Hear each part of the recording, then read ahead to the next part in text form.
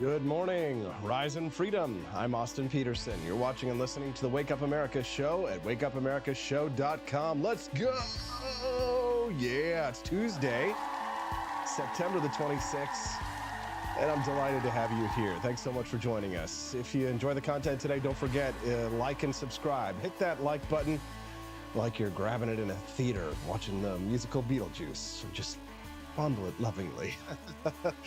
And of course, subscribe to the channel if you are here for the very first time today. We'd love to see you. The Wake Up America shows every Monday through Friday from 7 a.m. to 9 a.m. Central Time. And we'd love to have you come back and join us 5 days a week, fighting for economic freedom and personal liberty. Thanks so much to Rumble for featuring us up on the front page today. We're super grateful to you, all of our friends over there.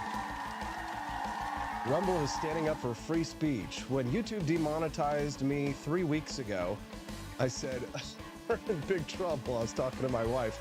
It's just this two-person small business doing this podcast, doing our little merchandise shop, hoping we can build a libertarian podcast network one day. And that definitely was a big setback. And then Rumble reached out and said, you know what? We like your show. We definitely think that you've got what it takes. We're going to feature you. And they've changed our lives. Thank you to Rumble. Thanks for standing up for free speech and against cancel culture. I got to give them another round of applause. How about you just click like for Rumble down there? Another way to support the platform. We appreciate you very much. All right, well, let's hit the big news. Got some great guests for you, per usual, and some awesome content. Starting up top, Donald Trump bought a gun, except he didn't because he can't. Yesterday, Donald Trump visited one of my favorite gun manufacturers in the country, Palmetto State Armory. Have you ever bought anything from PSA? They've got great deals, great firearms.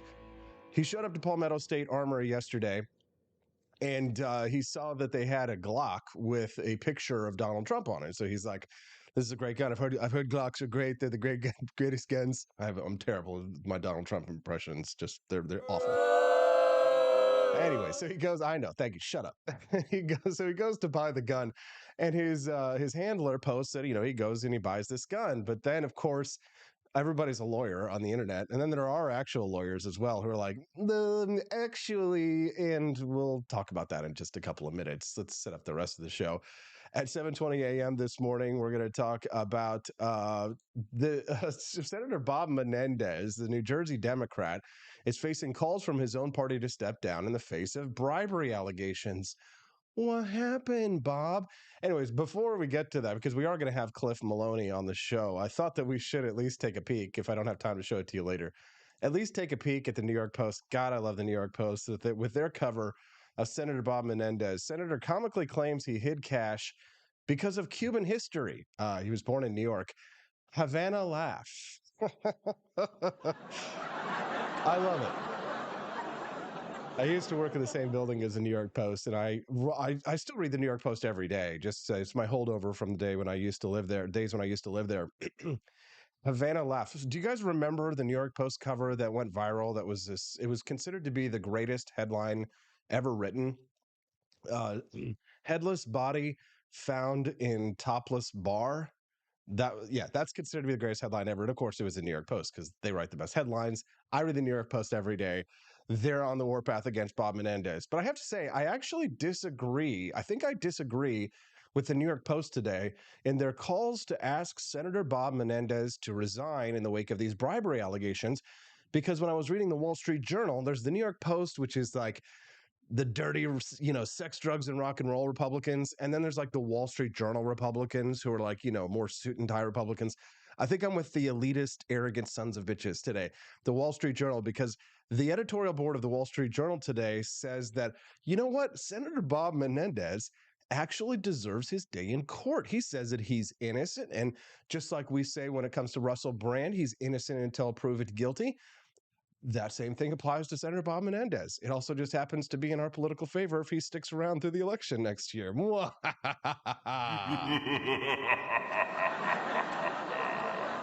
So I'll share those articles with you today, and then we'll have Cliff Maloney, who is another free speech hero himself and a liberty champion.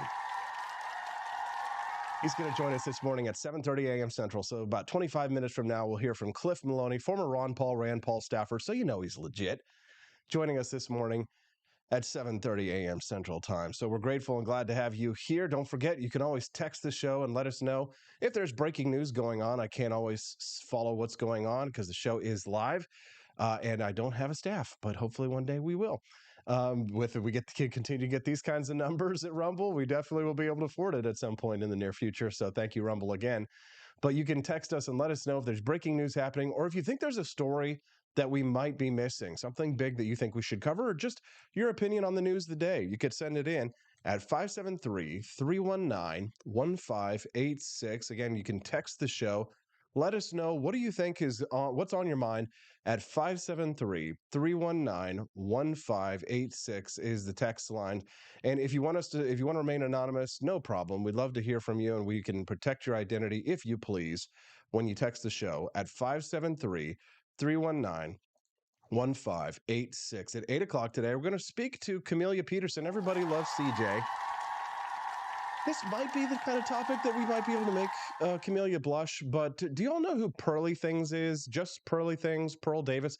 So she's become kind of a big YouTube star in recent years, where she's kind of been called the female Andrew Tate, where she, sort of advances what we call the red pill philosophy. And a lot of you I know might not be familiar with the intricacies of this, but essentially these are kind of men who have gone their own way, right? Men who reject postmodern feminism and Marxist feminism and the sort of the gynocracy, if you will, that the United States has become today, with an overly feminized, maybe even hyper feminized society.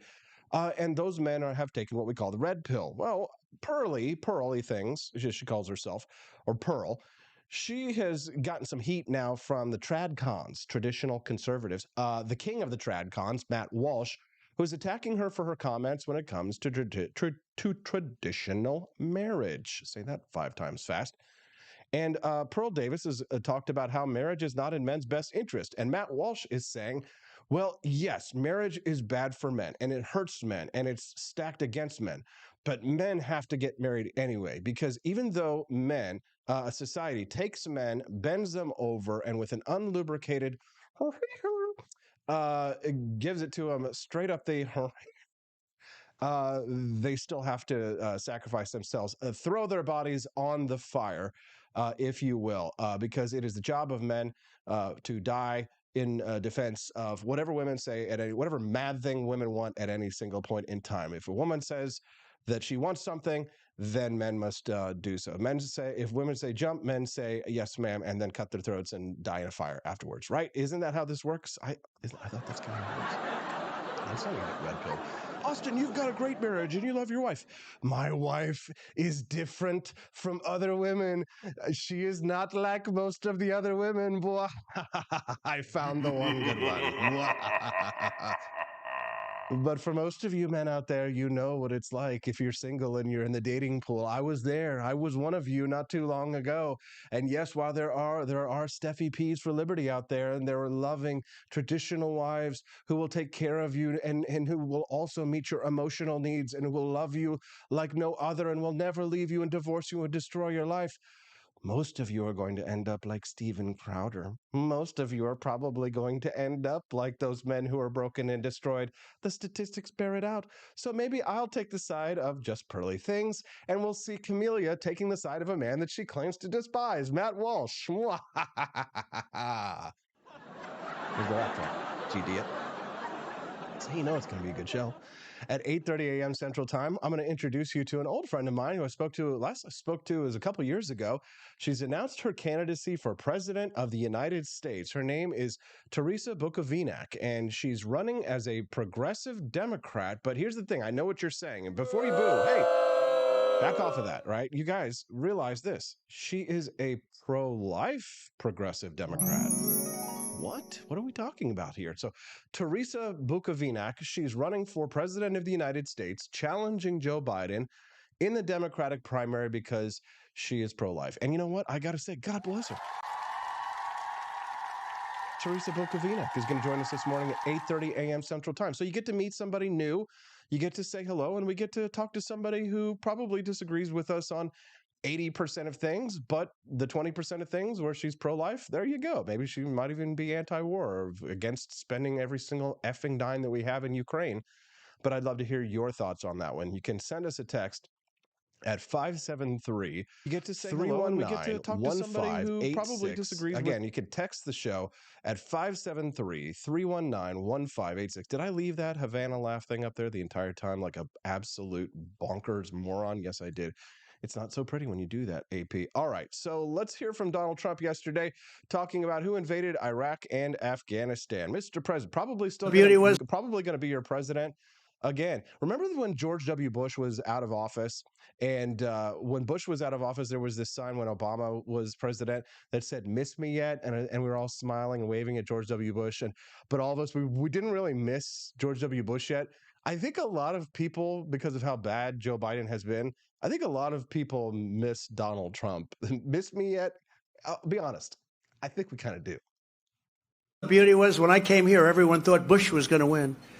And then they took a poll and they found out Trump was up by about 50 points. Everyone said, what's going on right here? They thought Bush, because Bush supposedly was a military person. Great. You know what? He was a military. He got us into the Middle East. How did that work out, right?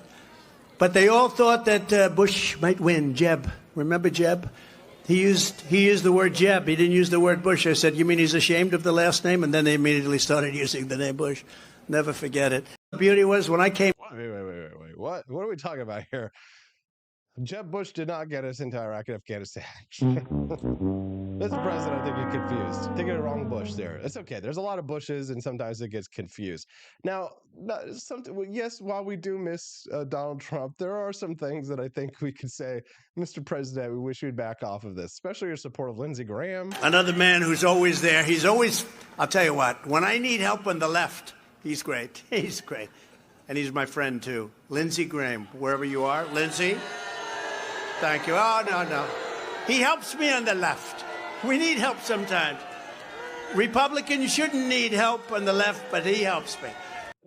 That is friggin' hilarious. We do not like Lindsey Graham, Mr. President. I think you should take a page out of your audience's playbook there. Yesterday, this was a funny story here. This was a picture you can see engraved on the side of a Glock platform gun. This is Donald Trump 45 Glock. So right there, you can see a nice custom Glock there. Very nice, actually. Very nice engraving. Very beautiful. I would actually like to own that gun myself. Trump 45. So I guess he'll be 45. And then when he wins 46, he'll be 47 as well, right? So anyway, so his handlers posted that he bought this Glock yesterday. Of course, people immediately jumped all over it and said, well, actually, and you see here's this little idiot Democrat down here he's like, hey, Colin, why didn't he purchase it? And of course, Colin wasn't going to answer that one, but we all know that the truth is now is that the reason that the president didn't buy that handgun is because, well, it's illegal for him to buy it.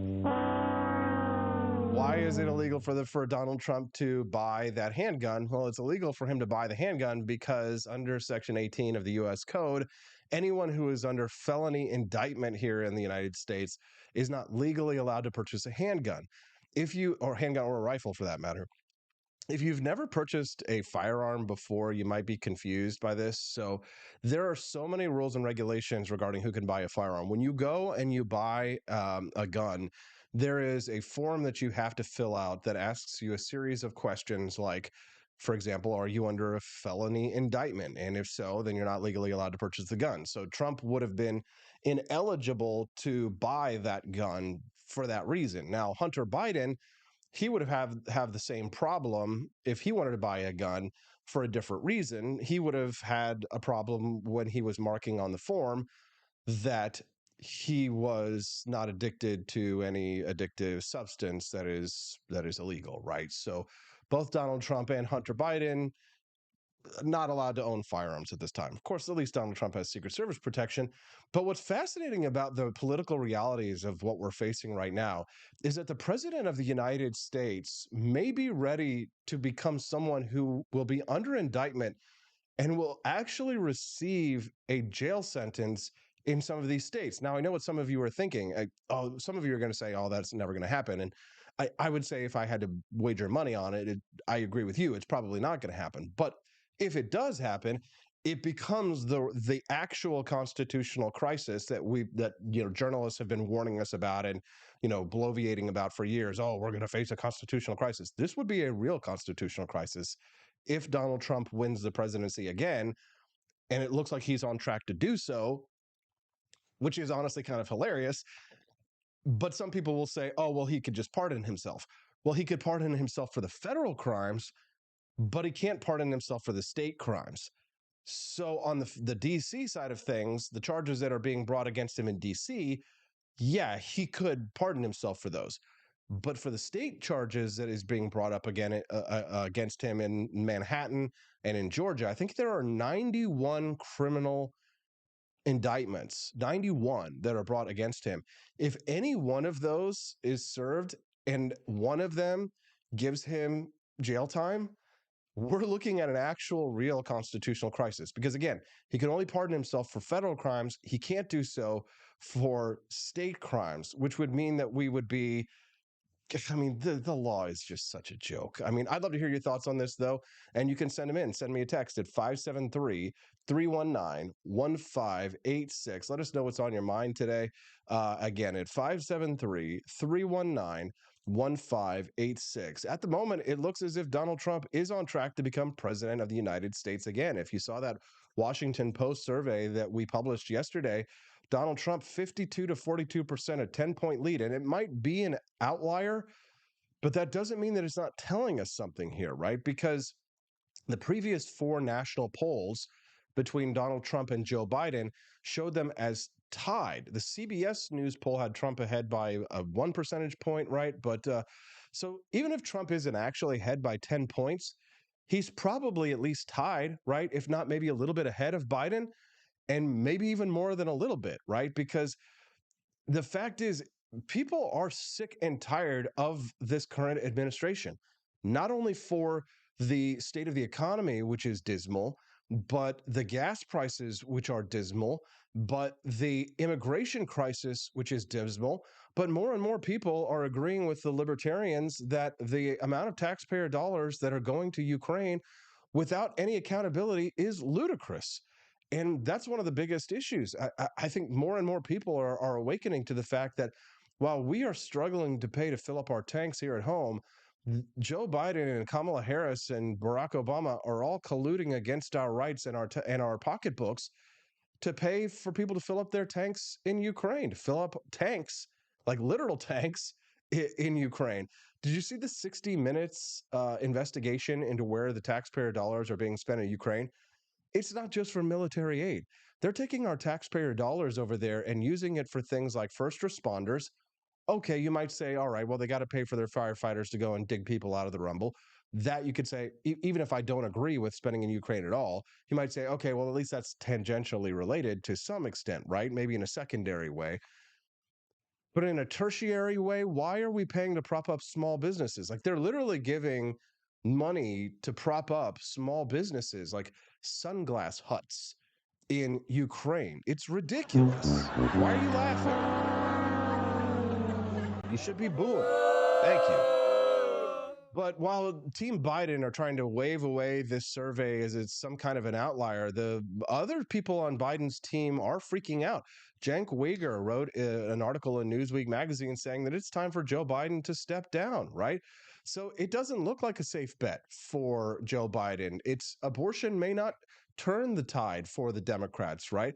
We don't have a popular vote. We've got an electoral college here. And if a Republican has a lead in national polling, that candidate is in a good position to win 270 electoral votes, right? George W. Bush and Trump both won more than 270 electoral votes while losing the national popular vote. But it's difficult for a Democrat to win 270 electoral votes while losing the national popular vote. So the Democratic votes in the country are clustered in the coasts and in the upper Midwest. The Democratic candidate, of course, is going to win California and New York, but Democrats wish they could spread out their voters into more states because they've got to win 270 electoral votes because they are so centered and clustered in these areas of the country. Republicans are more spread out across the country, and that ends up being an advantage for us when it comes to the Electoral College. If Trump is ahead nationally, it could mean that he's also ahead in places like Florida, Ohio, and Texas by a big margin, right? But it also means that he's probably competitive, if not ahead, in those states that he needs to win, like Georgia, Arizona, Pennsylvania, Wisconsin, et cetera, right? So that poll with him 10 points ahead should freak out Democrats at least a little bit. They've assumed since early 2021 that Trump had made himself unelectable, but quite a lot of polling indicates otherwise these days. It's going to be an interesting challenge. You can send us a text at 573-319-1586. Again, let us know what's on your mind today at 573-319-1586. We've heard from our friend Quest Fanning today. He says these prosecutors are putting Dick back in indictment. One listener texted in for the very first time today, and we're glad to hear from them. They say gun laws hurt the lawful. Criminals will always obtain banned things. Amen. Bless you, sir. Thank you very much. If you're just tuning in to Wake Up America show, good morning. I'm your host, Austin Peterson. Don't forget to click like and subscribe to the channel that you're watching us on this morning. We love seeing about 900 people watching us live over on Rumble. Thank you, rumble.com, for featuring us up top on the website. We appreciate that very much. Helps us to grow, and we certainly appreciate all of the support that we've been getting from all of our new friends that have been joining us today. But make sure that you subscribe to the channel.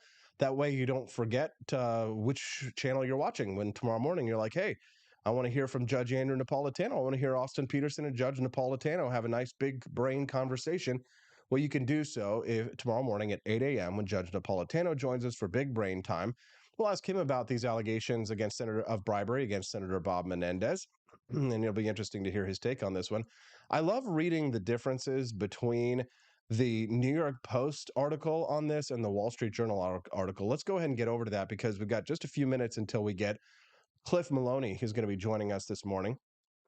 Please forgive me if you hear my voice starting to go and I'm taking more deep breaths. I think I'm starting to catch a little cold or something.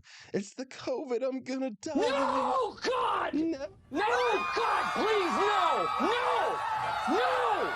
No! Sorry. I know, stop freaking out. Shut up. It's just a spicy flu. Anyways, so the New York Post says Senator Bob Menendez isn't giving up easily, but his defense is already looking desperate. How long before his colleagues talk him into admitting reality? The New York Post says that the utterly shameless Senator Bob Menendez needs to resign now. And I'm sure that probably a lot of people on the right and the people who are watching this show probably think, yeah, he should resign. But hold your thoughts before we get to that. First of all, let's just talk about what he's being accused of. So, on Monday, he was defiantly announcing his reelection bid, and he says that the gobs of cash that have been found at his house and gold, cash and gold, which honestly, it sounds more like a libertarian thing. But he says that this apparently is a Cuban thing. Yes. He says, for 30 years, I've withdrawn thousands of dollars in cash from my personal savings account, which I've kept for emergencies. And because of the history of my family facing confiscation in Cuba, Bob, we're talking about $500,000, $500,000 plus. He never lived in Cuba.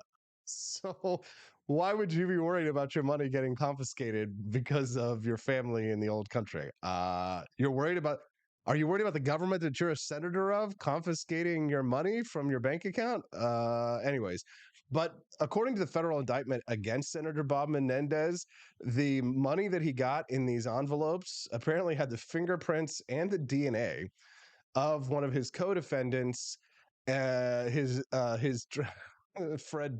I don't know how to pronounce this, Daibez. So the money didn't come from his savings. They came from apparently his driver. And what about the $60,000 Mercedes that he has? And that was provided by another co-defendant, Joseph Uribe. Menendez had been indicted before back in 2017, but then once he had a hung jury, apparently he's seen that he got off. He saw that as a license to loot. The feds say they have proof of the following charges. He disrupted a federal prosecution into his co-defendant, Fred Daibez. He tampered with a Jersey state fraud prosecution of a business pal of co-defendant Joseph Uribe. So he's got his cronies, and he's defending them and preventing them from being prosecuted. He provided sensitive, secret U.S. information to Egyptian officials, which I'm pretty sure constitutes treason. And he also pressured the U.S. Agriculture Department to protect co-defendants' exclusive monopoly to export halal-certified U.S. foods to Egypt. He also helped Egyptian officials lobby for Senate approval of U.S. weapons sales. So they don't want, I guarantee you, Senator Bob Menendez has voted for some anti-gun legislation while he's a senator. So he does secret deals to provide U.S. arms to very likely terrorists in Egypt, right? Because they're run by the Muslim Brotherhood, which is a terrorist organization, in my view, anyway. I know the State Department may not see it that way. But then, of course, we can't have these guns. They'll give guns to Ukraine, they'll give guns to Egypt, and they'll do secret, dirty deals that involve bribery to get cash for themselves to transfer guns to terrorists, but they don't trust you with those guns. It's just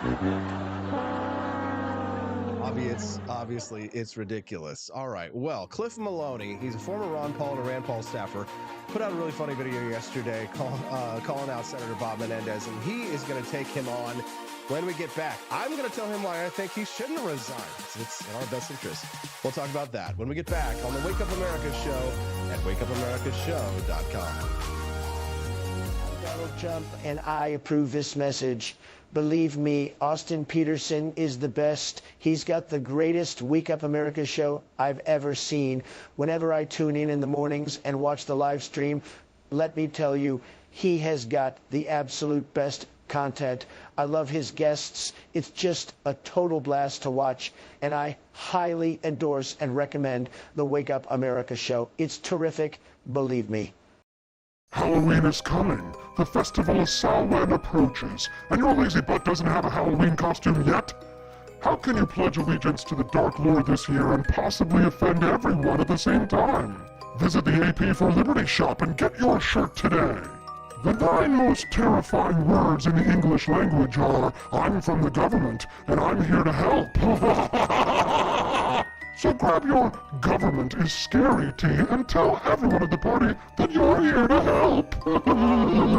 Other great seasonal items are available as well, so don't miss out. And visit AP for Liberty Shop today. That's apforlibertyshop.com.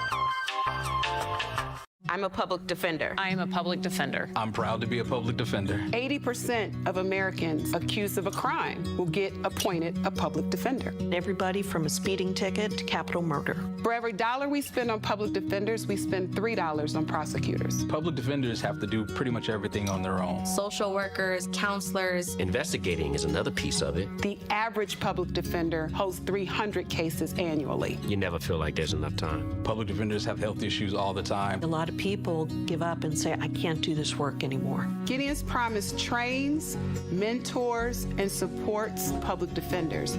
There are a lot of people who say that they would not still be public defenders, but for Gideon's Promise. It's fueled me to continue on in this fight. Gideon's Promise has changed the face of public defense. People see us as troublemakers. Good trouble only. We don't make it easy. It should not be easy to take away someone's liberty.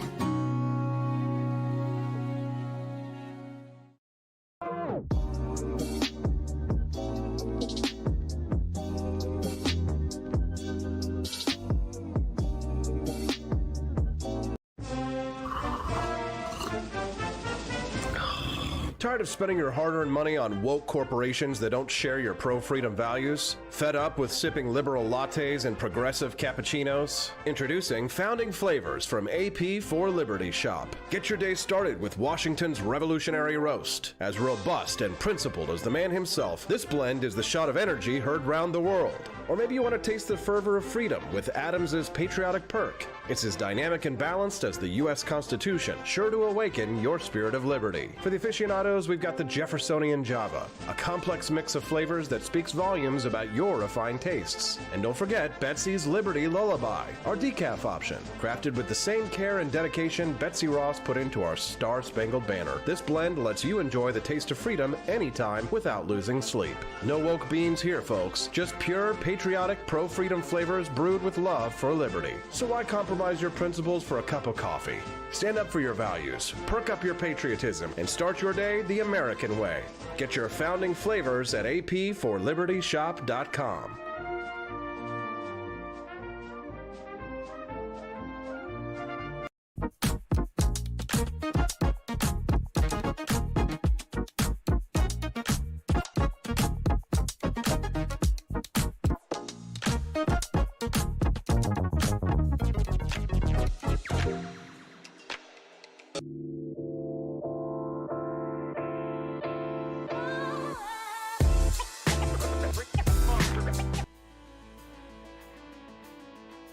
Good morning, Rise and Freedom. I'm Austin Peterson. You're watching and listening to the Wake Up America show at wakeupAmericaShow.com. We're glad to have you here. Happy Tuesday. Hope you're in a good mood today.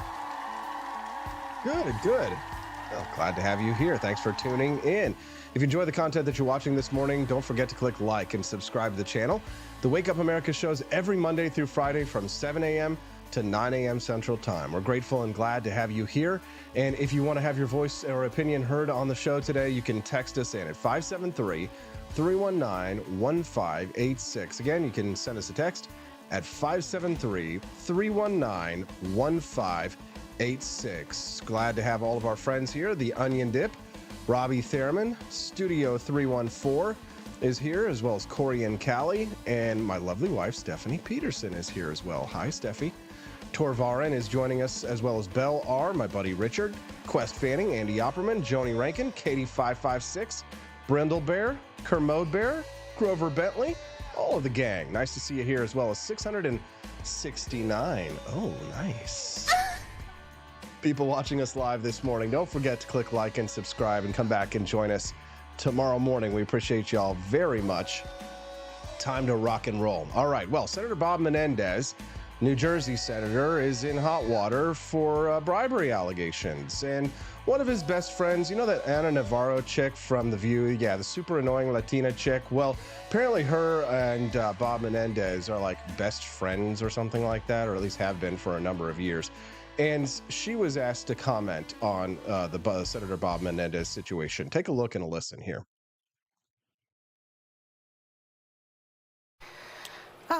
Look, this one for me is not easy. I have known Bob Menendez for almost 30 years. I have worked with him on many, many issues. There is not an important issue to the Latino community. There's not an important issue about freedom around the world, about freedom in Latin America, that he has not been on the forefront of. He is the most senior Latino in Congress. He was the chair of the Senate Foreign Relations Committee. I can tell you, I have worked with him time and time again, brought many wealthy clients to him, brought many issues in front of him. Never has there been any hint of impropriety. Never. Wait a minute, what? So that's, listen, if somebody's under indictment for bribery, are you really going to go out there on national TV and not only one, defend him, but tell everybody that you brought in many, many wealthy clients? Well, nobody ever accused any of the women on The View of being smart. So we're going to have to bring in some pinch hitters, someone who's very smart because, you know, hey, they're intelligent if they were a former Ron Paul and Rand Paul staffer. One of the biggest freedom fighters out there, Cliff Maloney, who's joining us live right now from Sedalia, Missouri. Good morning. How you doing, Cliff? AP, I'm doing great. Thanks for having me. So I read the New York Post article that says Havana laugh. Having a laugh. Very good. Very funny. And then I read the Wall Street Journal's op-ed on Senator Bob Menendez. New York Post is calling for him to step down.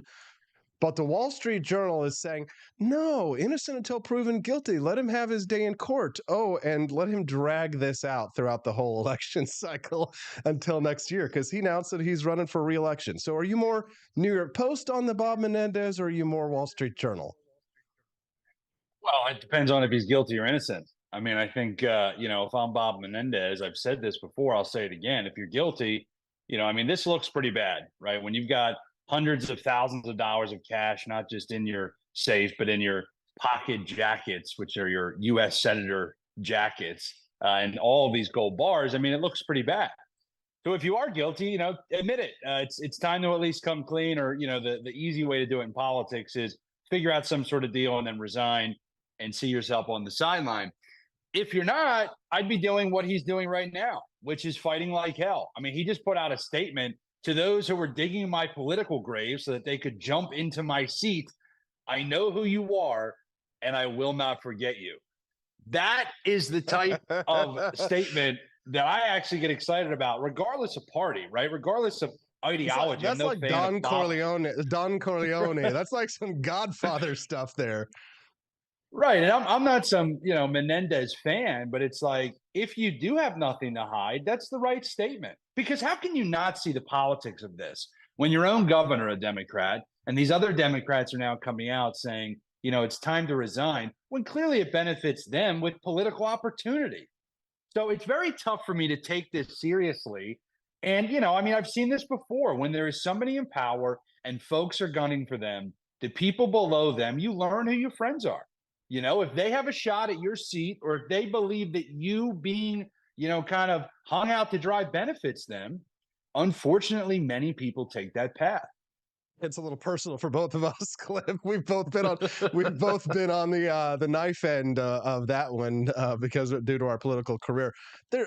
Harry Truman, only president from the great state of Missouri, where you and I both reside right now, he says, if you want loyalty in politics, get a dog. It's true, right? Very true. That's why I bought two of them. I've got two labs here to keep me company. Because the reality is, anytime that you think you've got somebody who is very loyal in politics, and I use that word because, it is the adjudication of power, right? I've said on your show before, a lot of people think of politics as this good of the nation, public policy type arena. No, it's poly, which is many, and ticks, blood-sucking creatures. And we can laugh about that. But the reality is, the more time you spend in the game, you realize that there are winners and there are losers, and people want to be on the winning side. But here's the best part about Bob Menendez being focused on by the DOJ for the indictment of his so-called corruption. We don't consider Nancy Pelosi getting rich off of her insider trading, or alleged. By the way, I love how they always have to say, well, it's alleged that Bob Menendez did this, or, according to the report, as if they're not destroying his name, right? That's always what gets me the most. Once they put it out, they run with it. But you don't see them going after Nancy Pelosi because it's legal, technically legal, what she's doing. You don't see them going after Mitch McConnell or Chuck Schumer, even though, of course, they're lining their pockets, we'll call it political pockets, with donations because of how they build their budgets in these continuing resolutions. So the only thing Menendez did wrong, according to the rest of them, is he took cash and gold bars, right? The rest of them take political donations. They take political favors. So I think you have to look at it with a little bit of, tongue in cheek and say, well, okay, I'm not defending what he did, but let's also call out Pelosi, Schumer, McConnell, the McCarthys of the world, all of these establishment hacks that write these budgets that benefit their political friends. It kind of reminds me a little bit of Ken Paxton, right? Where, there's blood in the water and like all the sharks start circling. It's not to say that, Menendez isn't guilty. I think he probably is. But with Ken Paxton, it was a similar situation where as soon as they smelled blood, all of these Republicans started circling. His own party was trying to take him down. Do you see the similarities? Oh, absolutely. Thank God for Matt Rinaldi, Jonathan Stickland, Luke Macias, and these guys in Texas that, stood up for Ken Paxton, went in, mobilized the grassroots. And it was so funny, Austin, to see all these elected officials who thought that the wind was going towards Ken being indicted.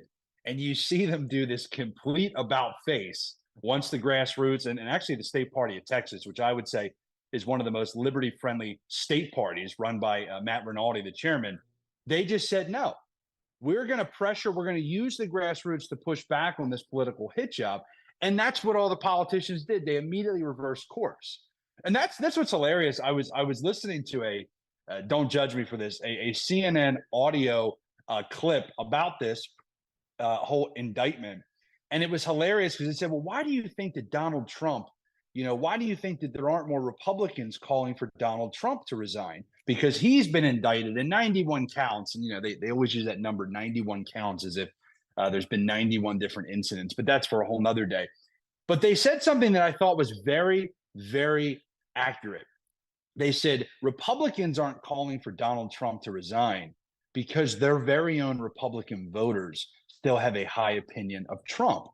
And I think that's what's important. These leaders or so-called politicians, they're followers, right? They follow what the polls tell them, not just on policy, right? We all know that based on votes and policy, but they follow the polls based on things like public statements for, pressuring people for resignations.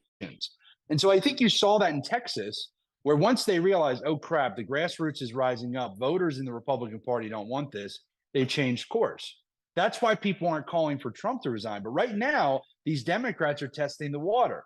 Those that can politically benefit from Menendez being ousted, they're seeing just how much. And if public polling for his reelection starts to dip, this is where Democrats are in unison. They will all start to come out and call for his resignation. I'm calling it right here, right now. You watch. If his numbers drop enough, they will all get in line and call for his resignation. That's going to be interesting. If you're just tuning into the Wake Up America show, good morning. I'm your host, Austin Peterson.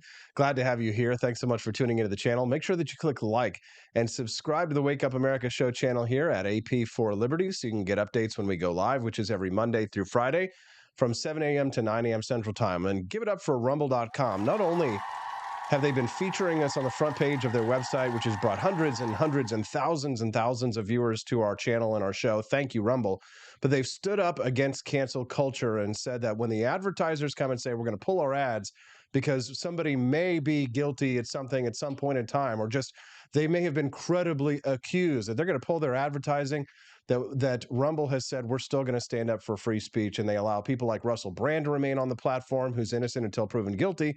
And it just, even the little guys like myself, who 3 weeks ago got demonetized on YouTube, and Rumble says, you know what, we're going to give the Wake Up America show a chance. And they stood up for us when not a lot of people would. So thank you very much to Rumble.com. We appreciate you very much. Have you been following this story here with Russell Brand and all these allegations that are being made against him and what's happening with YouTube and the cancel culture that's coming after him? I mean, it stinks to high heaven, in my opinion. Cliff, what do you think? Well, it's a 10-year-old accusation. There's no physical evidence. There's no corroborating witnesses. I won't speak from experience. We can talk about that in a couple months here. But I will tell you, something smells, right? When something like this comes out, you have to look at the ramifications of why. And I think that's always the question that, your detractors are never going to ask. The people that are political opponents of you, the people that ideologically find you to be, a disgrace, they're never going to ask those questions, right? They're going to run with something like this. And once the headlines are out there, by the way, here's the sick part. If Russell Brand, if it comes to be that he's fully exonerated, if he's cleared of all charges, if nothing ever comes of this in an official sense, there won't be those articles, right? There won't be the round of media. The newspapers won't have on their cover, Russell Brand exonerated, cleared of everything. And I think that's the part that a lot of people through this entire Me Too militant feminist regime, I think what people are starting to realize is, it's very much just, oh, there's an accusation, go to war, destroy somebody's name. And they're not actually thinking about, or I actually think it's worse than that. They are thinking about, they don't care about the ramifications of what happens because it's just a tool. And so I always warn anybody who goes through this, and I can tell you from experience, the good articles will not come out, right? And so I don't want to say the damage is done, but at this point, he has to worry about two things. One, what do criminal charges look like if they come about? And two, are there copycats? right? People want attention. I mean, that's the one thing that I think finally is swinging back when it comes to the Me Too stuff. You're not seeing it as much where people pile on. Well, he sent me a text message with a winky face once. I'm a victim, right? Why? What are you talking about? You know, we were just at dinner last week. What do you mean a winky face from 3 years ago? That's insane. So I worry about the guy. I think his ability to talk out during COVID, his ability to push back on the narrative, has created a new lane for him. But I think that most people in the establishment and the elites, they don't like that. They want to make sure that he is put back in his place. And I have to root for innocent until proven guilty. But as we find, sometimes that can be a farce, and you can get lit up early. And that's the whole point of what they're trying to do. Yeah, it's true. A lot of people, if they're not in the public sphere and they've never had to worry about these kinds of accusations at this level, you're damned. No matter what happens, you're damned by the search engines, because all anybody needs is a decent website and an understanding of how to get something on Google.com, which isn't that hard. And they can write blogs and they can get you smeared and try and, use their connections to try and get in mainstream journals and publications. And once they've written those hit pieces, once they've spread the lies, what may be lies, more often than not, it's too late. That goes up to the top of your search engine. Your career is over. An employer isn't going to want to touch you because somebody wrote a hit piece against you, a blog that may or may not be true. And it just so happens that you're on the front page. That's on the front page of search results because, of course, everybody loves to read that kind of gossip and all that kind of stuff. So it goes up to the top of the search engines. And like you say, they're not going to write an article afterwards and say, totally exonerated. He was actually a good guy. This person was a liar. Let's go after them and all that. That's just not how this works, right?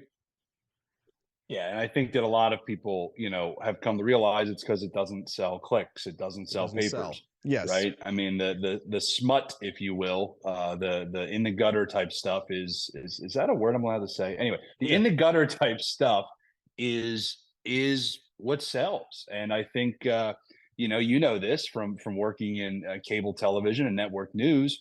Everything is selling ads.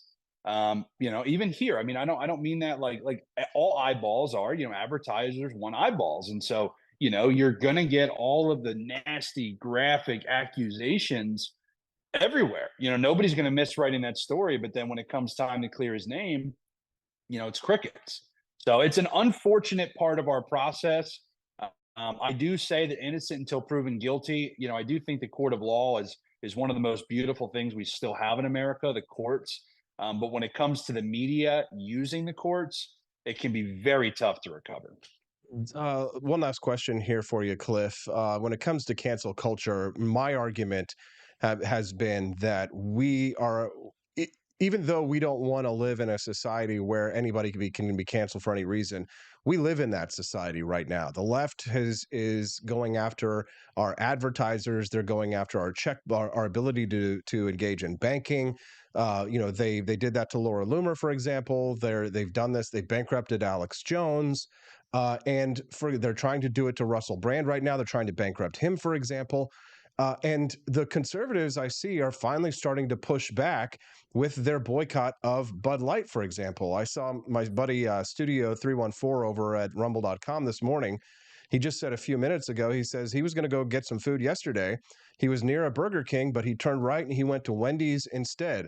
Should we fight fire with fire? I think we should. I actually kind of like a Whopper from every now and then, but I think I'm going to go to Wendy's instead. I'm going to spend my money where it matters.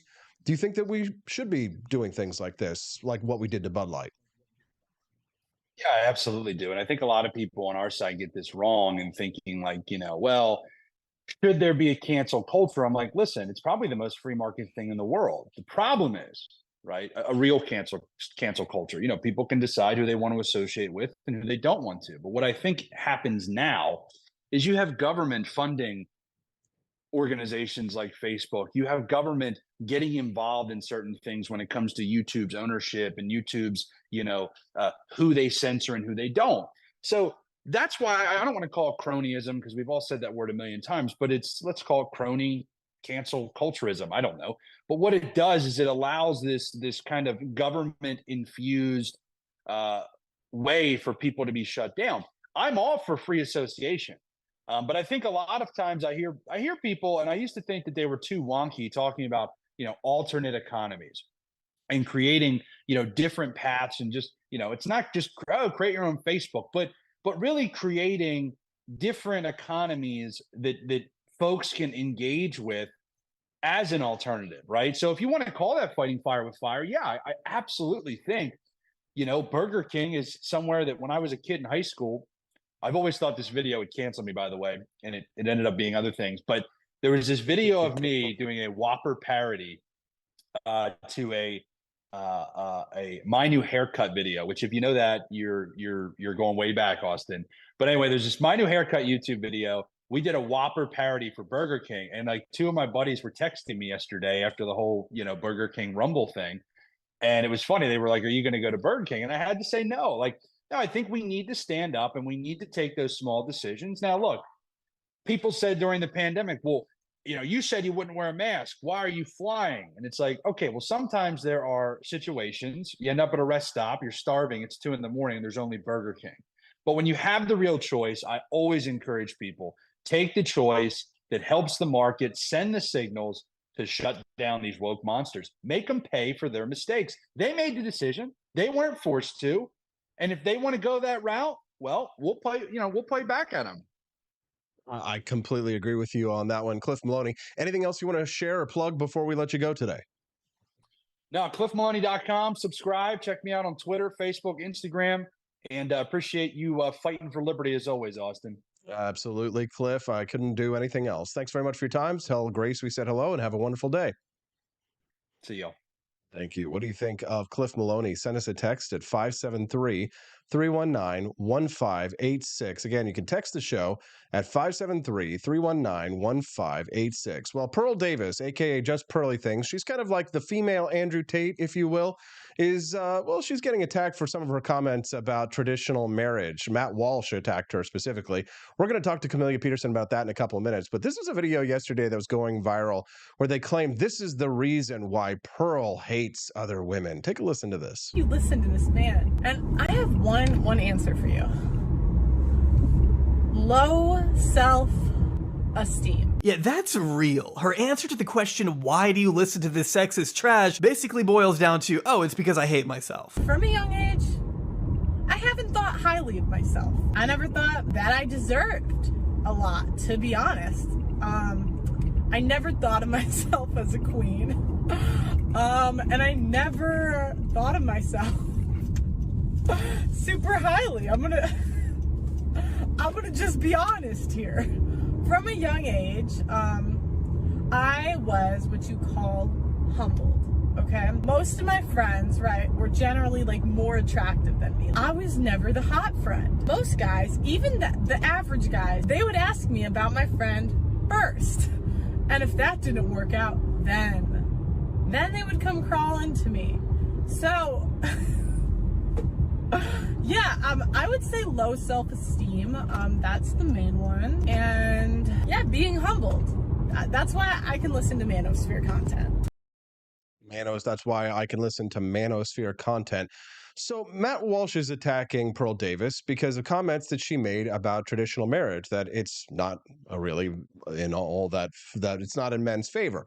And Matt Walsh is saying, well, you have to do that anyway. And Camelia, who apparently can't stand Pearl and also can't stand Matt Walsh, now has to pick sides, and she's chosen to side with Matt Walsh, which is interesting. He's king of the traditional conservatives. When it comes to marriage, is it a good thing for men? I'd love to hear your thoughts. You can send us a text at 573-319-1586. Again, that's 573-319-1586. Your thoughts on traditional marriage. All right, now it's time to talk about our sponsors. When I was just a little podcaster a year ago, streaming to 20 or 30 people in the mornings, Lear Capital came to visit, and they said, Austin, we're going to take this on you, and we're going to invest in the Wake Up America show because we think that your audience will benefit, and we will benefit, and you will benefit, and everyone will benefit if your audience hears about the offerings at Lear Capital. Here now, a year later, and there's, what, like 500 people streaming, watching us live right now? Wild. 580 people watching us live right now.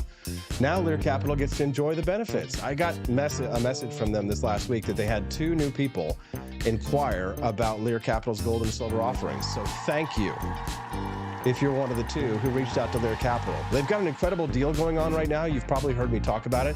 Don't tune me out just yet. I know that you're saying, Austin, what is this? It's like that Christmas story where he's like, oh, it's a crummy commercial. This is not just a crummy commercial. This is your opportunity to finally secure your financial freedom and get a $500 account credit when you make your very first purchase of gold at Lear Capital. Yes, if you want to get involved in investing in your financial future, gold or silver is where it's at. I highly recommend and endorse Lear Capital.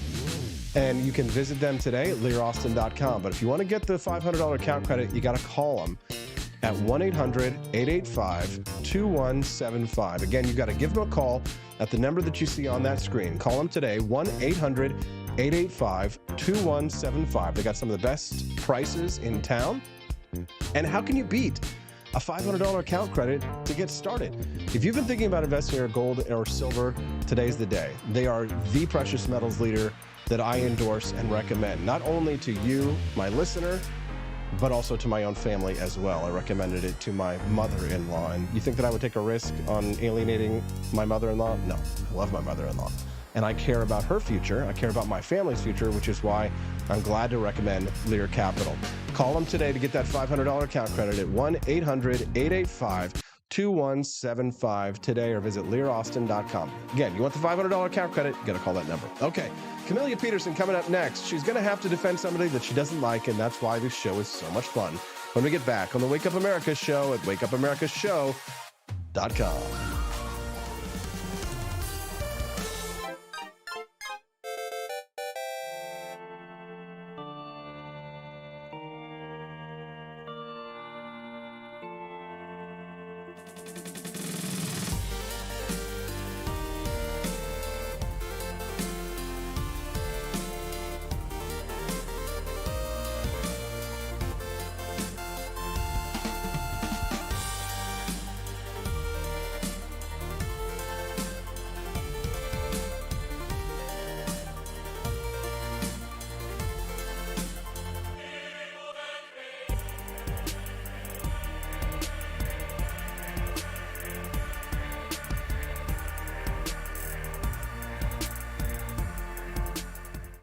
It was 1946. A battle was fought, not overseas, but right here on American soil. The Battle of Athens. An intense struggle against election fraud and for the rights promised by our founding fathers. Driven by the Second Amendment, ordinary citizens stood tall and fought back. Help us expose this momentous battle of integrity and bravery. Your support can make a difference. Visit givesendgo.com/bleedamerican and pledge your support, because we believe in the power of truth, the strength of unity, and the spirit of we the people. Let us not forget, we bleed American. Fire.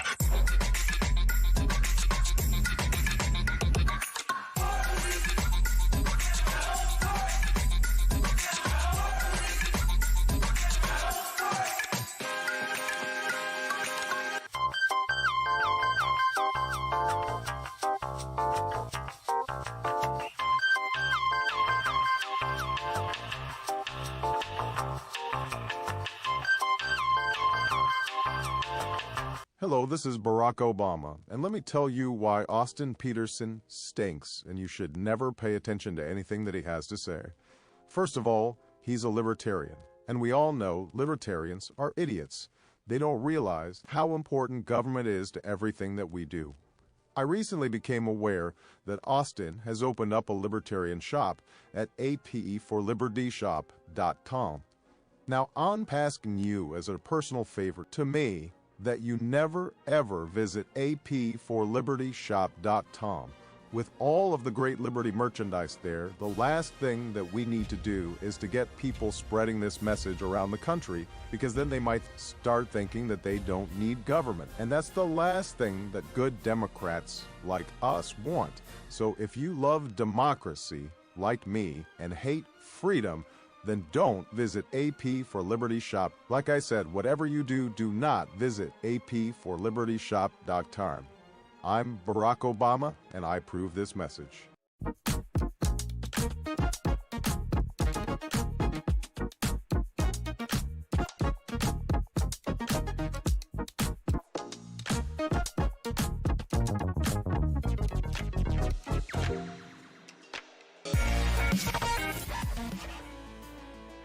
Good morning, Rise and Freedom. I'm Austin Peterson. You're watching and listening to the Wake Up America show at wakeupAmericaShow.com. We're grateful and glad to have you here. Don't forget, click that like button and subscribe to the channel if you enjoy the content that you're seeing and hearing today. The Wake Up America show is every Monday through Friday from 7 a.m. to 9 a.m. Central Time. Just a year ago, we were only streaming to maybe 20 or 30 people. And now, thanks to Rumble.com, here we are with 500 people watching us live this morning. It's a miracle.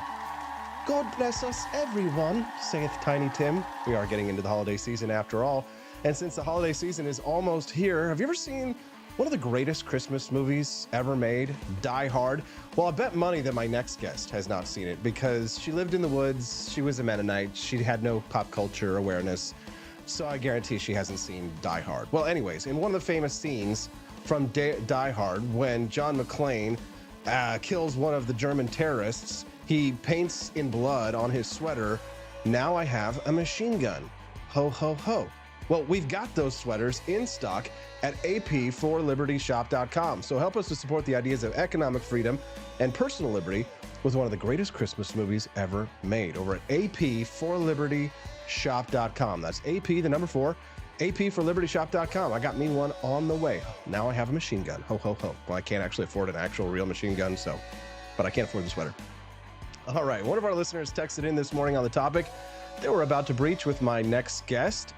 He says, as a male, traditional marriage with a good woman is great. Traditional marriage with a trash woman will end up in the trash. He says he's lucky enough to have a good woman. I agree completely.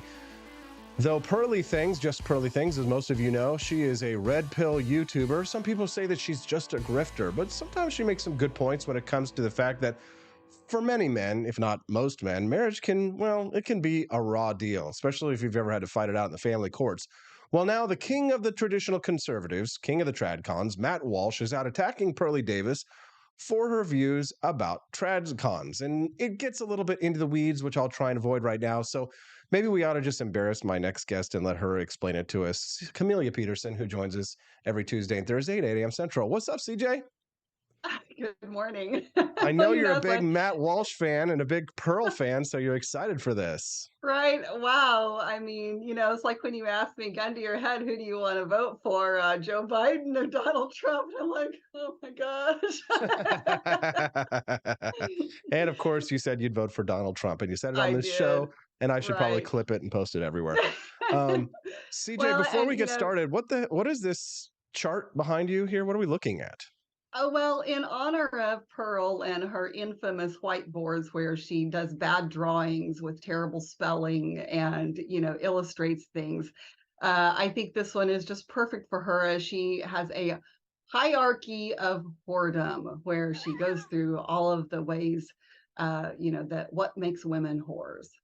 So, wow. So would you mind just, let's see here. So the hierarchy of whoredom, here we go. So can you kind of scooch aside for a little bit? Can you just move over a little bit? Yeah. Let me see CJ, which way I need to scooch go. out of the way. There you go. Okay. So at the very bottom, hooker. Okay. Underneath, above that, porn star. Oh, OnlyFans. OnlyFans, yeah. So I guess strippers is above OnlyFans because you actually have to show up to work. Okay. High body count, yes, I would say definitely whoredom right there. Single mom, yep, gets pretty bad. Low body count, okay, yeah, for sure. And then virgin, I guess we need to hit the magical chart up there. Okay, there you go. Okay, so what is this beef that Pearly Davis and Matt Walsh? Why are they flinging poo at each other? Oh, well, I think it's because Pearl is going around telling men that they should not get married. And, at the same time that she's bashing women, and she's also at the same time trashing traditional marriage. And so Matt Walsh is very much traditional marriage. And there's, there's a lot wrong on both sides. Well, maybe not a lot wrong on one side and the other, but they're both wrong in a lot of ways. But I had to side with Matt Walsh in this because, you know, Pearl was basically telling guys to be black-pilled, and that's a terrible idea. So when you say black-pilled, that there's no hope for them in marriage, but don't the statistics somewhat bear that out? And aren't a lot of men getting screwed in divorce courts when it comes to the ability to see their children? I mean, she does make some good points. She makes some good points that she regurgitates from other sources, but like there's nothing original with Pearl.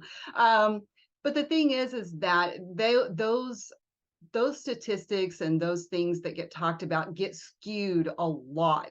There are certain truths, like more women file for divorce, but as far as the idea that men are getting, you know, really screwed over with alimony and things like that, that was maybe true at one time. That's not so true anymore. And I do think that that's partly changing because there has been such a backlash for men's rights in family court. And, you know, I mentioned it before, even in Missouri, we just had a law that was passed that basically requires judges to start from the assumption that 50-50 custody is best for the child. And then they can adjust from there based on, you know, the circumstances of the family life and such. And the thing is, it's like, you know, it doesn't always go women's way anymore. I know we like to really highlight that, but the truth is it don't. And I know it doesn't. And I know a lot of people where it hasn't. Women who, you know, if you just listen to the manosphere, so to speak, and when I say listen to the manosphere, I mean the loudest voices. And we're talking like voices like Andrew Tate and Pearl and people like that. Those are not truly representative of what is really at its core, you know, red pill philosophy and the masculinity movement. Yeah, because I listen to a lot of those guys. I don't typically listen to Pearl or Andrew Tate just because I think that they say a lot of things that they don't really believe because they think that it's going to get them more attention, and it certainly does. I listen to manosphere content that I think makes, you know, it has a little bit more you know, of a strong intellectual content to it. It's not just about triggering the left or whatever, or triggering the tradcons. But I do see that it is true.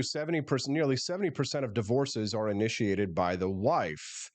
Nearly 70%. And, you know, that's something that men need to know before they get into marriage these days. And there is a problem with tradcons are telling us, well, I saw a Ben Shapiro video the other day where he's like, more and more people are waiting until their later life to get married. And that's just a mistake, you know, and then gang, you need to get married when you're young. Dude, you're setting us up for failure. That would have been such a stupid move of me to go and get married in my 20s, my late 20s, or even in my 30s. If I hadn't waited, I wouldn't have found the right woman, the person who actually has traditional values. Because let's be honest, Camelia, most women these days don't have traditional values. Most of the women these days that men might be dating are on that hierarchy of whoredom right there behind you. So they should avoid like the plague. Pearl makes a good point. She does make a good point in some ways. I think where she takes it too far is that's all she puts out there. She doesn't put out the say educational content that actual you know, people who are doing good work in the masculinity movement are doing, which is teaching men, okay, this is what, you know, these realities are what should inform your decisions. But here are the things that you need to do for yourself to work on yourself. And to, you know, you not accept these things, know what you want to accept, know what you're okay with. And, you know, you don't have to, you know, roll over for everything that comes along, you know, in whatever the feminist movement has been saying that men should be doing. So I think that is the biggest difference. And so I will admit that in my spare time on Saturdays or Sundays when I'm doing my womanly duty and washing dishes in the kitchen, that I will occasionally listen to some red pill content on YouTube. And I heard I listened to a panel the other day, which was actually really good. Had a couple of people that I value their opinion quite a bit on things. And one of them is a divorce attorney who has a great perspective on things. He sees a lot of it. And then they had a TradCon guy on there who basically was sort of trying to ride the fence on saying the state should be out of marriage. But he was talking about how that divorce rates have risen so much and we need to get rid of no-fault divorce. That's been like the thing you hear all the time lately, is like, we need to get rid of no-fault divorce and that'll fix everything. And so, it was really interesting listening to this, because what it boiled down to on the TradCon guy's part was that he basically wanted there to be an authoritarian entity to enforce consequences for divorce, to punish women for wanting out of marriages. And, the irony is that we don't really ever talk about, the men who contribute to failed marriages. We're really only talking about women right now. But why should there There's be your backlash. But why should there be no consequences to breaking a contract with somebody? Why shouldn't we punish women for divorcing their husbands? If 70% of marriages are being instituted by women, it's a sign to me that women are actually incentivized to leave their husbands. Something's broken. Maybe. I don't know. Honestly, if you really look at the numbers, men far more than women. When you look at post-divorce, men are coming out financially better off than women are. And there's good reason for that, because women who are in marriages for, several, especially if they are women who have gone the traditional route and they have stayed home for a significant amount of time, it's like starting over. And yeah, I'm a little biased here because I've been there and done that. But I mean, it is also a reality. It's not just me saying this. No, it's true. And No, but here's the thing: all the money in the world can't buy me love, right? Can't buy access to your kids. And for some, Sure. If money is the most important thing, and men are coming out better financially from that, well, then yeah, congratulations, but you can't ever see your kids, and because they live with their mom or whatever, right? Or whatever, right? Because of the way that the family court situation is. So that is a problem of misplaced priorities there, I think, when it comes to this. But here's the thing that I see the problem here with Matt Walsh, right? Is so he's criticizing Pearl Davis. She says the issue you're going to get with TradCons is that they're typically above average in some way. They live a different reality. Tall, wealthy men, successful, are better able to recover after divorce. That's a good point. She says it's the average men. Not though. Well, the TradCons that you see are typically, average looking at best, right? But there are a lot of like good looking traditional conservative men, right? Chads. But she says it's the average men, the truck drivers, construction workers, plumbers that are financially ruined and contemplate self-deletion. Men are 8 times more likely to self-delete after a divorce. So you get these rich men encouraging men to sign up for marriage without warning them any of the risks. They've spent little to no time listening to what these men have gone through, and their solution is just, quote, pick a good woman. They have no idea how much a woman changes during a divorce, and typically there's nothing the man could have done. How would you respond to that? So I think she does have some good points here and some things that are true. And I think it also kind of goes to show that we've had this mistaken interpretation of men and women and their tendencies, and women are the romantics, and we think of women as being emotional, but we also think of them as having the monopoly on empathy and feelings. And actually the opposite is a lot true in a lot of ways. Men are really more so the romantics. They tend to be more sentimental about things, and it absolutely makes sense to me that men take it harder when when a divorce comes up. And all of the stats that talk about men committing suicide at a higher rate, those are all true things. And she's right that when when they say just pick a better wife, okay, well, that's not right, that's not helpful either.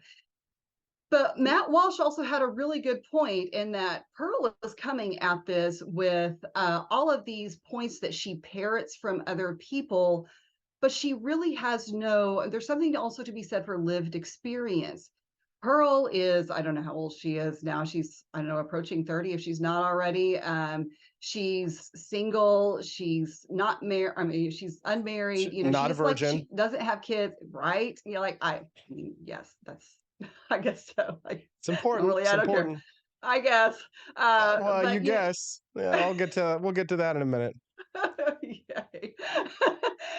So, I don't know that she can speak from a position of authority on this whatsoever, really.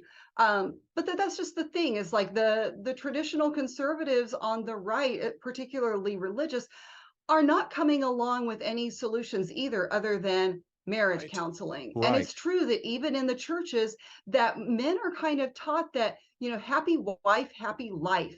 Yes. And you are servant leaders and you serve the women in your family. Right. And, it's like it's an irony in Shut the up, leadership sit down, role. and go to war. What we're really talking about here, Camellia, is male disposability.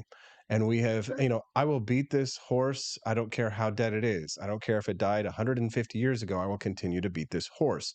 Is that traditional conservatives see men as disposable when in regards to their family, not only sacrificing for their family, which we all understand that sacrifice is something that has to be done sometimes when we are in it, when we have to compromise. But not only do many traditional conservatives want us to sacrifice when it comes to getting married and possibly taking the risk of losing our kids, but they also, many of them want to throw our lives away and no-win wars overseas whenever it is convenient to them. And then, of course, the left, when it comes to postmodern feminism and Marxism, not only do they see men as disposable, but they want to dispose of us entirely and to wipe us off of the map. So there's this sort of pincer effect that happens where male disposability is a foregone conclusion, whether you're left or whether you're right. And that's one thing that I really appreciate about the Red Pill community and about people like Pearl, because they don't see men as disposable, as something whose bodies just need to be thrown on the fire for like so much kindling, like Mike Pence, who is a very traditional conservative himself. Mike Pence wants to throw all of our American boys' bodies on the fire over in Ukraine, right? Matt Walsh wants to throw our bodies on the fires of divorce courts and the unfair family litigation system that we have in the United States. And of course, the left wants to throw our bodies in literal fires here just for the fact that we are men. So yeah. Pearl, I think, while being inartful, has recognized a problem in the United States where what I would use these two words that I think really indemnifies the tradcons. It's this word that they use called man up. And yeah. there's nothing I hate more than to listen, especially to hear it from a woman's lips, right? Like you want to pull a Ronald Reagan from that movie where he slapped that bitch across the face, right? Just shut up, woman. Like I don't need to be told, I don't need to be lectured to about masculinity from a woman, right? I just heard this New York Times article, for example, I shared yesterday. New York Times, modern masculinity is broken. She knows how to fix it. Shut up, bitch. I don't want to hear your opinion about masculinity. If no vagina, no opinion, no ovaries, no opinion, no dick and balls, no opinion. Ladies, take a back seat and learn when to shut up. Can I ask you, Camellia, when it comes to masculinity, do more women need to shut their goddamn mouths? Yes, you will find no argument from me on this. Thank you. Thank you. Shut up. Shut the up, ladies. Shut up. Shut up and sit down and listen. It has been my firm stance that women have no business telling men how they need to be men and telling men, I personally believe that women have no business even providing counseling or therapy to men. I just think that they think they have the right context for it. And, as much as people like to say that therapists and counselors can be, objective, that's not really true. It just can't be. But the thing is, it's like we live in a world of extremes and we go from one extreme to the other. And the reason I don't like people like Pearl is that Pearl actually exacerbates the problem that she is pointing out, because she does nothing but confirm all of these biases, and whether they're true or not. And by the way, she says some absolutely asinine things that are not true. But sure. Whether they're true or not, she's confirming biases. And like if you say something to disagree with her, oh man, the simp army cometh. They they will come march to her defense, and it's crazy because. People, you can tell the difference in the men who are really invested in actually making a change in their lives and looking for a better way forward, and the people who just want to wallow in, their unfortunate circumstances. Exactly. I'm so tired of it's one thing for tradcons, especially the men to say things like man up and no offense. I mean, I like Matt Walsh to some extent for his documentary, What is a Woman? That was brilliant. Right. And I genuinely like Ben Shapiro, but these are not paragons of masculinity, right? These are not the type, these are not, they're not Chads or Tyrones, right? So and when it comes to the question of like man up, first of all, I don't want to hear a word from a traditional conservative female, okay? First of all, you shouldn't be on the internet in the first place, okay? You should be focused. You shouldn't. You shouldn't. If you're a little bit more progressive or you're a little bit more libertarian like yourself or like my wife or like others, and you happen to think women should be allowed to vote and you have a little bit more progressive social views when it comes to women, I don't mind. But if you are a traditional social conservative female, I don't even think you should be speaking in church, and I'm not even religious, right? You need to follow, you need to not be a hypocrite and have the courage of your convictions. That's one thing. Ladies, traditional conservative ladies, quiet down and stop showing your boobs on the internet and your ass and telling me you're a traditional conservative, because that's another question entirely. But when it comes to TradCon men, and they say things like man up, first of all, you better be a man, okay? You can't have the little sunken chest and all that. You need to at least be able to take me in a fight, and I'm not like jacked or anything like that, but like you need to be able to at least take me, right? If you're going to tell somebody like me to man up because I like musical theater and music and art and philosophy, like you need to at least be able to kick my ass. But most of the time, my problem when people say man up is it really is a way for them to avoid having a discussion. It's telling a man to man up is a way to say, I'm uncomfortable with what you're feeling right now and what you're expressing right now as another man. You're making me uncomfortable. And I want to avoid having a difficult conversation about my emotions because I'm incapable. I don't have the language to do so, and I'm uncomfortable to do so. That's what usually most people mean when they say man up. Now, some 300-pound, Incredible Hulk dude who's got 16 kids and lives out in the woods and has more guns than I do and can beat my ass tells me to man up. I might take a lesson from him. But if you're like little Ben Shapiro or like Matt Walsh, who hides behind his beard as a semblance of his masculinity, and you tell someone like me to man up when it comes to marriage, fight me, bitch. Like get in the ring and tell me that show me that you're more of a man, because I guarantee you I can kick your ass. I guarantee you I can take you in a debate. And I guarantee you that I'm more emotionally available to my wife and my friends than you are, and that I have a much lower chance of committing suicide than somebody like you does when you eventually turn into the next Steven Crowder and you're the traditional conservative whose wife left him and your life is in shambles. So the TradCons don't have it right when it comes to the emotional questions in regards to why men are self-deleting. The red pill community largely doesn't have it because they're either hypocrites on this or they're just, they're baiting for clicks. And certainly I don't want to hear from any women's opinions on this one. Can you understand why I feel this way? Sure. And I think that, on the traditional conservative, particularly religious side of things, they tend to get a little too simplistic in their solutions that they offer. And they do it without recognizing, they don't acknowledge the realities for men in this either.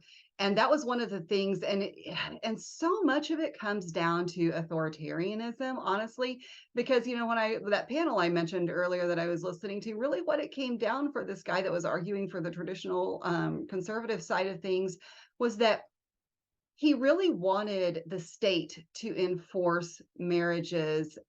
If we needed to do that, we need to change some of the laws. We can tweak the laws. We can make it better. We can legislate it out of people. But if not the state, then state by proxy, by state-sanctioned churches, which blew my mind. And I was like, are you kidding me? Like, now you want to authorize churches to take, civil action on contracts with marriages? Like, no, I mean, the churches basically have the power to excommunicate someone or kick them out of the church, whatever, they can do that. But this is also why, and the lawyer, by the way, the attorney who was on that show, I think he's fascinating, would be a great guest sometimes, really great perspective on this, very pragmatic. And the thing is that it is,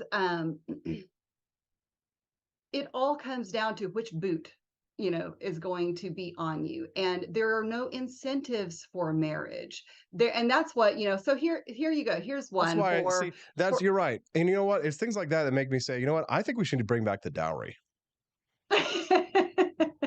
So, you're laughing, but I'm serious. Maybe so, but that's, there's just, everybody's got their solution, and it can't be just one extreme or the other. And so the reasonable people are kind of in the middle on this, and that, this is an individual thing. This, the solution, it comes back to individuality. And that's why I'm a fan of prenups. And that attorney talks about that. Yeah, and I know that is like the trigger word for so many traditional people. And it was for me at one time too. Yeah, but it's probably a good idea. I will say that my wife did actually come with a dowry. She's Jewish. She came with a big bag of Jewish gold. I got to run. Camelia, real quick, anything else that that you want to share before we go? The only thing I will say is I will give a suggestion that if you're a guy out there and you're looking for reasonable content on, the masculinity movement, one person that I will suggest that I've enjoyed quite a bit because he's very pragmatic and he's married and he comes at it from that perspective is Ryan Stone, R-I-A-N, Stone. And I think that he's one of the better ones I've heard of everyone I've heard, as far as, he talks about what are the incentives, what are the practical things that you can do to not only make your life better as a single man, but also make your marriage better, because the answer is not necessarily throwing your marriage out or, laying down like a doormat. There we go. All right. That's great. Camelia, another fun conversation. I think we did get you to blush there at least a little bit during that one. We'll see you on Thursday. Have fun at the presidential debate on Wednesday night. Sorry we can't be there. Good luck to us all. Have a great day, everyone. God help us all. Camelia Peterson, what do you think of CJ? Send us a text at 573-319-1586. We love to see Camelia. She joins us every Tuesday and Thursday here on the show at 8 a.m. Central Time. She's a good friend. Why aren't we doing a Wednesday night debate coverage? Well, I'll tell you honestly, I just don't think it really matters because I don't think any of those guys are going to win, right? It's not that I don't like Vivek Ramaswamy. It's not that I don't like Ron DeSantis. I do like these guys, but they're not going to be the Republican nominee, in my opinion. So I don't think it really makes sense. We will cover the debate, though, after the fact, Thursday morning on the show, so you can hear and see the debate clips. So if you don't watch the debate on Wednesday night, don't worry. Thursday morning, we'll have the best debate clips for you. My guess is that Vivek Ramaswamy is going to murder them all like he did last time. That's my opinion. I like Vivek. I think he does a damn good job, and we'll see how it goes. So Wednesday night, no extra special debate coverage or anything like that here for us, because I don't think it's going to matter. Most people aren't going to watch that debate. So Thursday morning, you can see the play-by-play or what have you. Coming up next, Teresa Bukovinak, excuse me, say that name incorrectly. She's running as a Democrat. She's a progressive Democrat running for president of the United States against Joe Biden in the primary. But here's the catch. She may be a progressive Dem, but she's pro-life. Oh, that'll be interesting. Right when we get back on the Wake Up America show at wakeupAmericaShow.com. Good morning for the Cantina crew. This is Elon Musk, the CEO of Twitter. And I just want to say thank you for watching the Wake Up America show. I've decided that Austin Petersen will be the new CEO of Twitter.com, effective immediately. First thing to do, though, is I've got to go and blast off into space.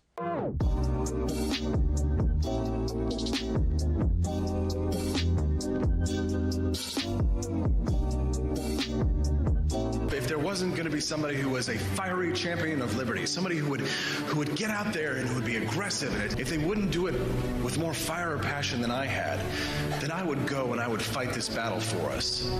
I've fought for the principles that we all share. Parties tend to be secondary to me. We're here because we believe in the principles of liberty. I am not a perfect messenger, but I think I'm a damn good one. This is a replica of our first president's flintlock pistol.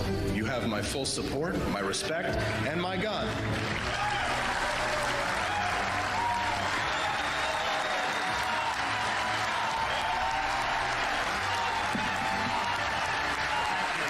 I think that the heart of my philosophy is much more libertarianism than well, that's the fashionable word these days, I guess. A conservative is no longer just that. He's a libertarian and always has been.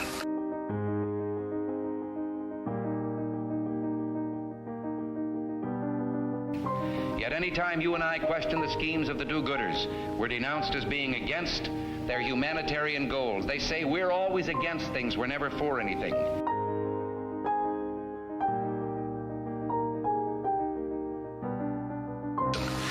What is fascism? Fascism is private ownership, private enterprise, but total government control and regulation.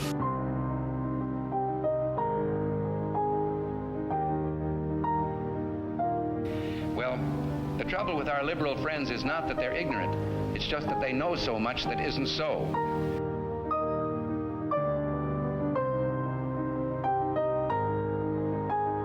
If we lose freedom here, there's no place to escape to. This is the last stand on earth.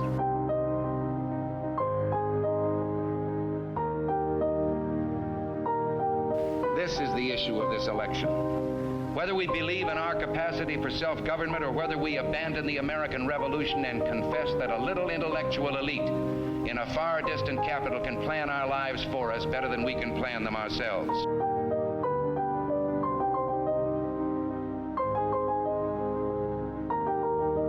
The conservative, so-called, is the one that says less government, get off my back, get out of my pocket, and let me have more control of my own destiny.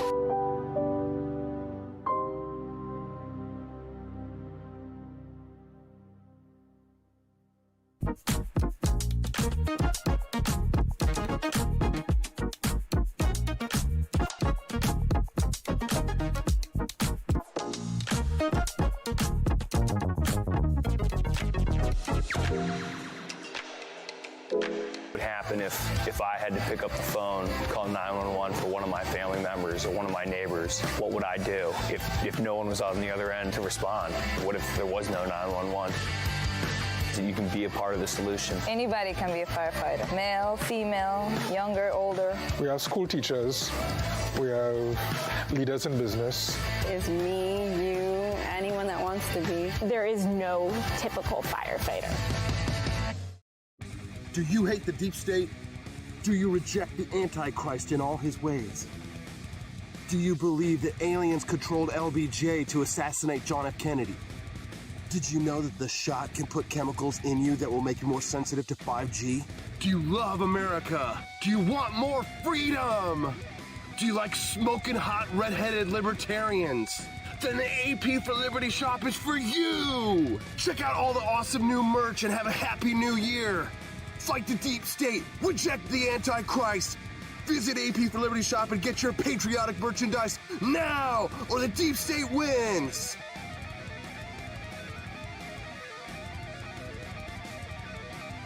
You have to force behaviors, and at BlackRock, we are forcing behaviors.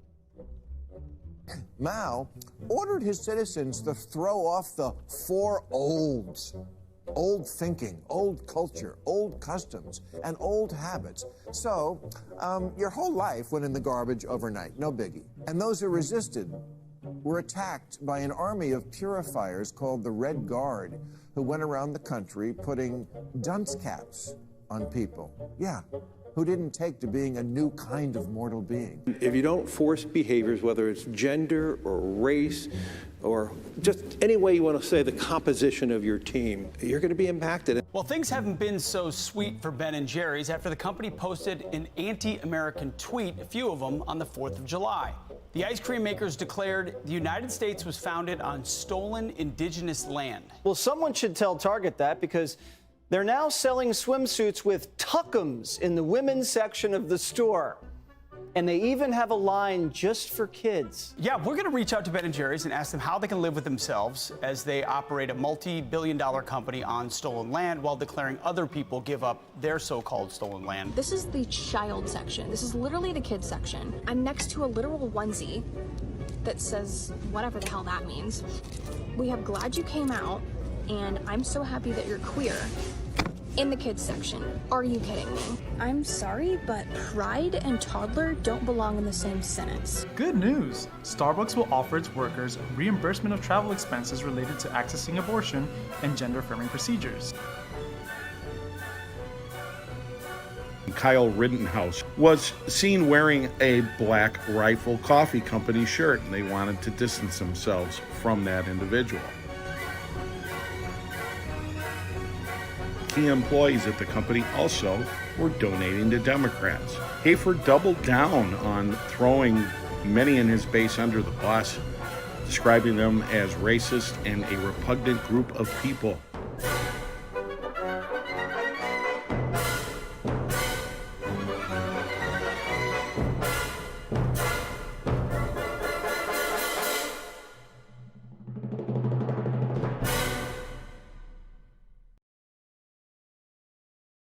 This is one of the worst things somebody's probably ever done to me while street performing.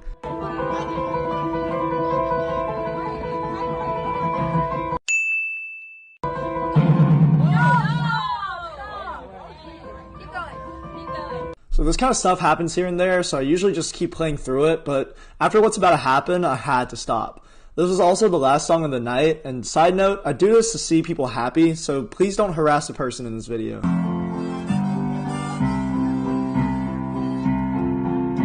And the waitress is practicing politics as a businessman selling its stone. They're sharing a drink they call loneliness, but it's better than drinking.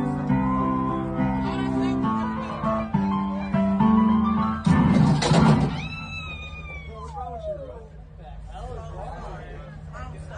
bro? I'll give you $100. Give me a heavy tip. Happy tip! Happy tip! Yo, wait. Ain't no way she's Ooh, that! Come on, man!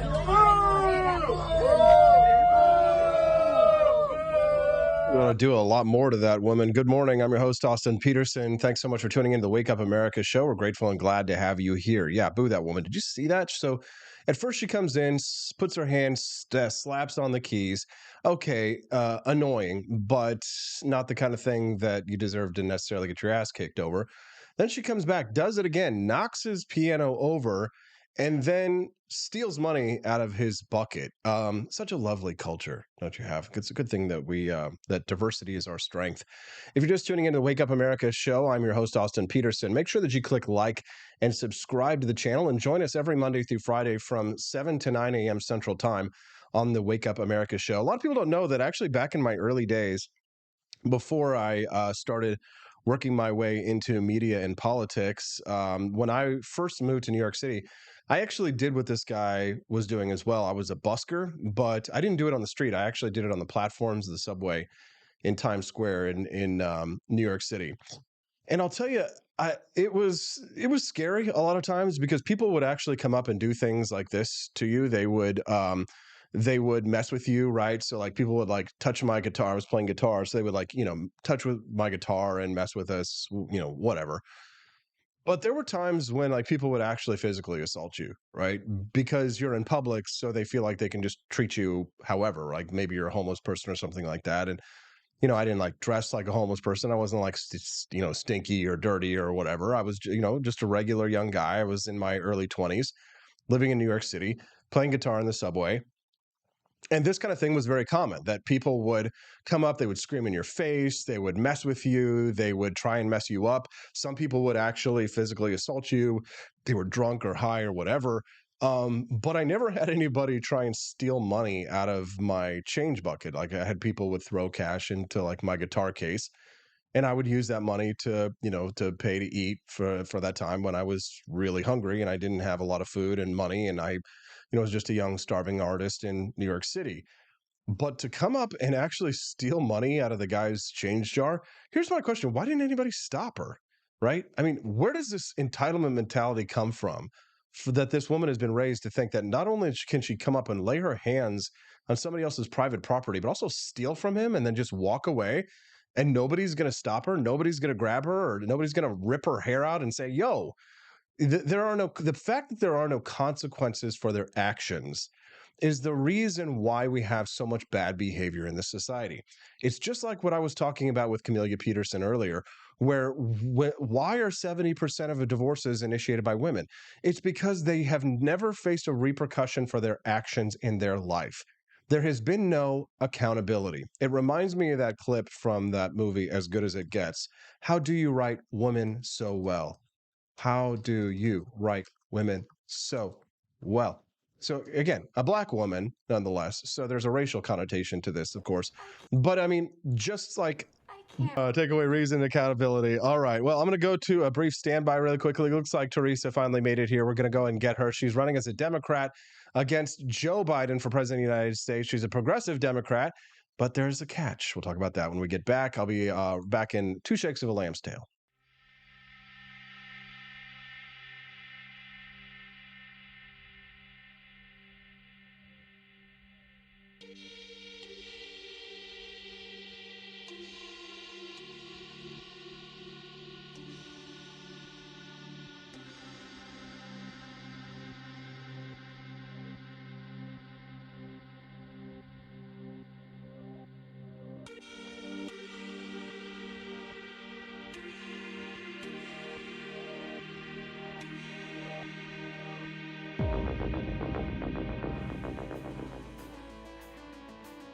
Good morning, Rise and Freedom. I'm Austin Peterson. You're watching and listening to the Wake Up America Show at wakeupAmericaShow.com. We're grateful and glad to have you here. Today's the 26th of September. Don't forget to click like and subscribe to the channel that you're watching so you can get updates whenever we go live. All right. Well, Joe Biden, they're saying, may not actually make it to be the presidential candidate next year. If one looks at his health, it doesn't look that good. And while many names have been floated as a potential replacement for Joe Biden, I think I can find somebody who's much better. Joining us right now live is a newly announced presidential candidate of the Democratic Party. She's a progressive, but there's a catch for all of our Republican and Libertarian listeners. She's pro-life. Her name is Teresa Bukovinak, and she's joining us live right now. Good God, I had to say that name so many times to make sure I got that right. Good morning, Teresa. How are you? Hi, Austin. I'm doing great. Thank you so much for having me on. All right, so why run for president? Well, in 2019 and 2020, I traveled to every single Democratic national debate with the Democrats for Life of America banner, demanding representation in the Democratic Party for pro-life people. The party has become so extreme on the abortion issue and is essentially misrepresenting the majority of Democrats who oppose at least abortion in elective cases in the later trimesters. And then you may recall last year, I, along with my good friend and colleague Lauren Handy, recovered the remains of 115 abortion victims outside a Washington, D.C. abortion center. 5 of those babies were extremely late term, past viability. It was one of the most horrific experiences of my life. And having these 2 experiences, knowing that I couldn't go through another election cycle demanding representation, without me myself willing to actually step into the ring and be that representation if no one else is willing to do it, and seeing these victims up close and personal has certainly, it's an experience that I can't come back from, and I am committed to showing the American people what elective late-term abortion does to our most vulnerable Americans. And so as a federal candidate, any FCC TV station must run the ads that of any federal candidate uncensored. And so I'm going to use this platform to show the American people what abortion does. God bless you, Teresa. We're grateful for people like that out there. And while we do sometimes sniff at the bipartisan compromises that occur in Washington, D.C., because usually bipartisan just means that they're working together to screw the American people, I could see somebody like you doing a lot of good in Washington, D.C., even if we disagree on perhaps some of the other issues. But we can get into that a little bit later. You are running for president of the United States, though, and when it comes to a federal candidate, you do have to answer the same kinds of questions that any presidential candidate might get. What are your thoughts on the continuing shoveling of taxpayer dollars over to Ukraine? Well, this is a campaign about abortion. I am not running to try to win the presidency. I am running to disrupt on the issue of abortion. I'm a progressive. Of course, I support Ukraine, but that isn't an issue that is really going to be a part of this campaign. This is about representing young millennial people like myself. There's no other millennial in the race right now. I am representing where most millennials are politically, which is to the left of the left. And I think, my opponents, Marianne Williamson, RFK, Biden, they're all, 70 or older or close to it, and certainly considering themselves to be moderates to some degree. But I'm not. I'm a progressive like the others of my generation. Okay, so it's a single issue campaign, then, you might say. I think that my opponents will always try to say abortion is a single issue, but the reality is abortion isn't a single issue. It is deeply tied to some of the worst problems that America has. I'm talking about this from a multi-issue standpoint. I think it's important that we strengthen unions, that we expand affordable housing, and that we are addressing a racist criminal justice system, because these are all funneling into this genocide, which to me, there is nothing more important in this nation today than ending the mass murder of our children. What's it like being a progressive that's pro-life in a progressive movement that's largely pro-abortion? I mean, it's kind of like being a libertarian in the Republican Party to some extent, I imagine. Yeah, I mean, it definitely comes with its challenges, and just being a pro-lifer in a leftist circle is extremely difficult. It can be kind of isolating, but the whole point of this campaign is to give representation to people like me so that they can come out of the woodwork so I don't have to feel alone.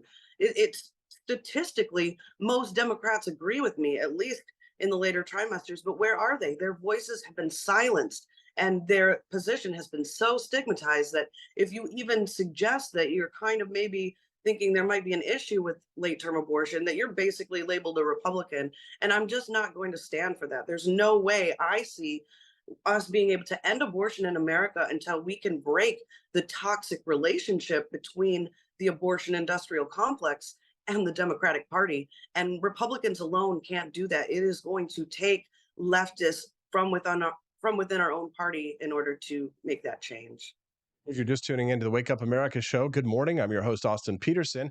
I'm speaking to progressive activist Teresa Bukovinak, and she's joining us now to talk about her campaign for president of the United States. She's running as a Democrat against Joe Biden on the issue of abortion. She calls herself a progressive pro-lifer, and we're talking to her about her campaign right now.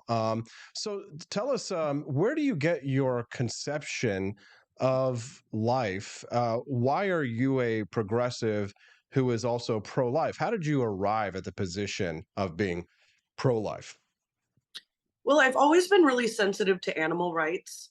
There was someone in my early life who would challenge me on that and say, how can you care about the dolphins if you don't care about unborn children being killed in the womb? And I thought, what unborn children? It's just a clump of cells.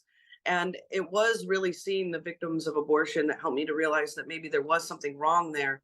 But I was a Christian, and I believed that babies went to heaven after they died, and that in the end, God was going to right all the wrongs. And so, like many other injustices in the world, I prayed about it and just kind of hoped for the best. But I still considered myself pro-choice until I met other secular people like me who were pro-life. And actually, Austin, you were kind of a big part of that, because in the years that you were running for president, I was just floored to know another secular, I don't know where you stand on that now, but at the time, you were running as a secular pro-lifer. Mm-hmm. It was so exciting for me. It was representation that gave me the confidence to come out and say, yeah, I'm also secular and I am pro-life. And that really kind of changed. That drives people bonkers, on both left and right, because they have to believe that the reason why you see, life as an intrinsic right has to have some basis in a moral system that was cooked up a couple of thousand years ago, right? As if there aren't some very good modern scientific reasons to argue for the life of the child in the womb. I saw my buddy Robbie over on Rumble right now, who was talking about, he knew for sure that it was a life when he saw his granddaughter or his daughter, I think, the ultrasound in the womb. I mean, we are actually talking about the lives of human. I mean, if you're not pro-life, then you're pro-death. I mean, like, how can we have a policy? How can you run for office and say that, oh yeah, we need to cull the amount of humans on this planet? But that's what most progressives believe. And I mean, we probably don't agree when it comes to things like global warming or climate change, but we probably agree that it's problematic that the left uses climate change as an excuse to tell people to kill their babies, right? Oh, absolutely. The left is totally complicit and literal collaborators and promoters of a genocide, and trying to cover that up with some kind of like progressive viewpoint. It doesn't work. Real progress is anti-fascist, which means you have to oppose mass widespread child killing.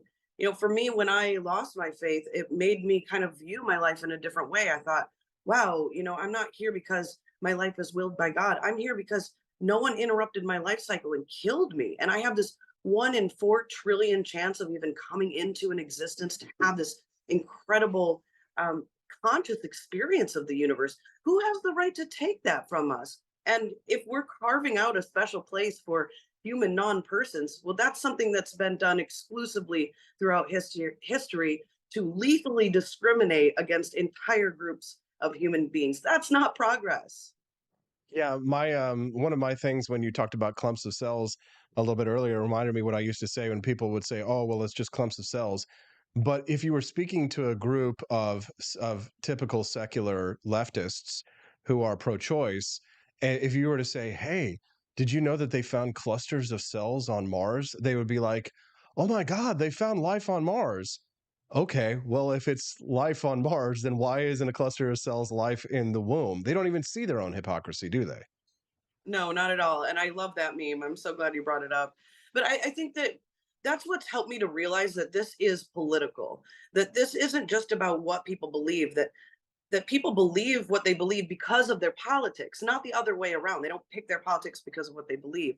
And so I realized that this isn't just a cultural fight for me, that I am going to not only need to be an activist, but I'm going to need to I'm going to need to address this through a political lens and show people, give them the representation kind of that you gave me, and show them, look, if you're really going to be a progressive, if you're really going to be a leftist, then you have to consider that this might not be in line with your values.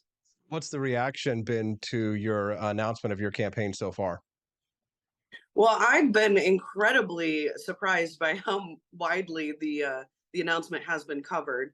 I was hoping to get obviously some coverage when I run the ads, but seeing the coverage on the forefront is very exciting. My opponents haven't really covered it, which is interesting. I thought for sure like Ms. Magazine, Jezebel would love to draw attention to this, but so far not yet. But I'm really just hoping to cause as much trouble for the Democratic Party on this issue during this election cycle as I can, and to also put some pressure on the Republicans to do the right thing and to support a national ban and to recognize that we are fighting a genocide here. And the way that they're trying to roll back and say, oh, it's a state's issue is completely wrong. And I want to have an influence on both sides. So I love this. I support your mission. I mean, it's great. I love that you're out there fighting for this issue and you're taking the Democrats to task, but you're also calling out Republicans. I know that I said something like this to you before, back in the radio days when we had you on the show, but it still holds true, and it's a little tongue in cheek perhaps, but populism has really been a big movement within the Republican Party ever since the rise of Donald Trump. And most of the progressive views, when I talk about progressivism, I'm not talking necessarily about the social issues behind them. I'm talking about progressive economic views, right? Our Senator Josh Hawley is out on the pitch. Many of the populists in the Republican Party that have taken it over, like J.D. Vance of Ohio and others, they are also progressive when it comes to economic policies, for example, right? They're more like Teddy Roosevelt progressives, right? And you're more FDR progressive, I guess you might say, to some extent. But at the end of the day, they're still progressives. Now, I am not a progressive. I'm very anti-progressive in my political views and my social views, right? I'm very politically, you might say, libertarian. But the progressive Republicans who are also pro-life like you have a lot more in common, for example, with Josh Hawley than you do with me, right? Because of our economic views and things like that. You have more in common with J.D. Vance than you do with me, for example. You, and I hate to say this, but it's probably true, you actually probably have more in common with Donald Trump than I do, for example. So after this presidential campaign is over and you've Tulsi Gabbard the Democrats, why not just join the Republican Party? Because it's progressive Republicans who are holding it anyway. Well, and you make some good points. I do think that we are seeing some more progressive policies coming from some Republicans, and I certainly applaud that. I think that's fantastic. I think that that's going to be the best way that we're going to address the abortion issue in this country. And as you know, I have allies across the Republican Party. I've had to. I haven't had much choice in terms of allies on the abortion issue. But when I'm looking at the landscape of the issue of abortion in America, I don't see the Republicans being able to help me in this crusade. This is about changing the Democratic Party. And overall, it is authentic to who I am and the values that I've had. I've been working in the pro-life movement for nearly a decade now. I founded 2 pro-life organizations, Pro-Life San Francisco and Progressive Anti-Abortion Uprising. And this is my calling in the pro-life movement, is to be my true leftist self. And if I was going to become a Republican, it would have been a long time ago. It doesn't align with my values. And this is where I see the battle need to be fought. Sure, I got it. Teresa Bukovac, is there anything else that you'd like to share with our listeners or plug before we let you go today? Yes, please. Thank you for asking. Please go to my website, bfp2024.com. That stands for Bukovac for President. Please check out my website. If you want the American people to see what abortion does, the reality of abortion extremism that is emanating from the Democratic Party, regardless of your political affiliation, please consider a gift to this campaign. It is only made possible through donors like you. Yes, Teresa Bukovac, thank you very much for your time today. Thanks for fighting the good fight for life. We appreciate you very much, and we hope to have you back. Good luck. Thank you so much, Austin. Thank you very much. Well, we appreciate it. What'd you think of Teresa? Send us a text, 573-319-1586. Again, you can text the show at 573-319-1586. Oh man, my voice is exhausted. I think I'm getting a little bit sick. Drop a like and subscribe before you leave the channel so that you can find us whenever we go live. Every Monday through Friday, the AP for Liberty channel on Rumble goes live Monday through Friday, 7 to 9 a.m. Central Time. So come back and join us again tomorrow morning when we got Judge Napolitano. He's going to join us to talk about, well, whatever he's going to talk about. We haven't figured out the topic yet, but we will. I hope to see you there. Don't forget also to visit ap4libertyshop.com. That's AP, the number 4, ap4libertyshop.com. Check out our delicious coffee brands over at Founding Flavors Coffee. Thomas's Painkiller, my absolute favorite. Totally delicious. Today I'm drinking Jeffersonian Java. That's the one that's got a lot of caffeine. Absolutely delicious. Check it out over at ap4libertyshop.com. Get yourself some cool Don't Tread on Me shirts as well. We've also got phone cases. Get all of your awesome freedom merch at ap4libertyshop.com, as well as our Halloween shirts. I think my Michael Myers shirt is coming in the mail today, so check out your No Lives Matter shirt over at ap4libertyshop.com. We'll see you tomorrow morning on the Wake Up America show at wakeupAmericaShow.com.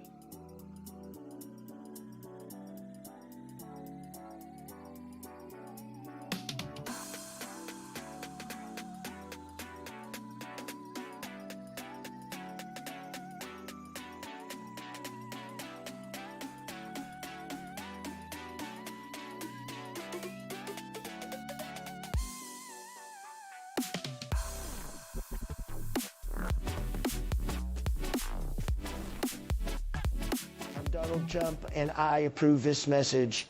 Believe me, Austin Peterson is the best. He's got the greatest Wake Up America show I've ever seen. Whenever I tune in the mornings and watch the live stream, let me tell you, he has got the absolute best content. I love his guests. It's just a total blast to watch, and I highly endorse and recommend the Wake Up America show. It's terrific, believe me. Halloween is coming. The festival of Samhain approaches, and your lazy butt doesn't have a Halloween costume yet? How can you pledge allegiance to the Dark Lord this year and possibly offend everyone at the same time? Visit the AP for Liberty shop and get your shirt today. The 9 most terrifying words in the English language are, I'm from the government, and I'm here to help. So grab your government is scary tea and tell everyone at the party that you're here to help. Other great seasonal items are available as well, so don't miss out. And visit AP for Liberty Shop today. That's ap4libertyshop.com.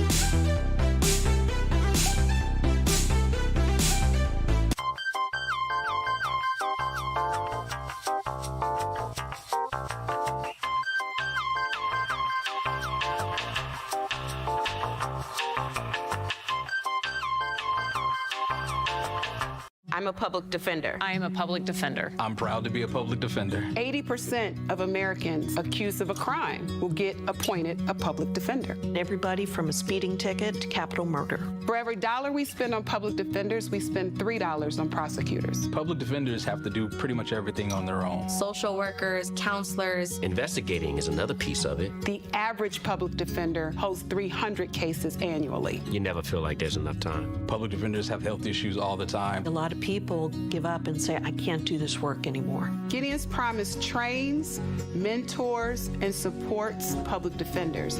There are a lot of people who say that they would not still be public defenders, but for Gideon's Promise. It's fueled me to continue on in this fight. Gideon's Promise has changed the face of public defense. People see us as troublemakers. Good trouble only. We don't make it easy. It should not be easy to take away someone's liberty.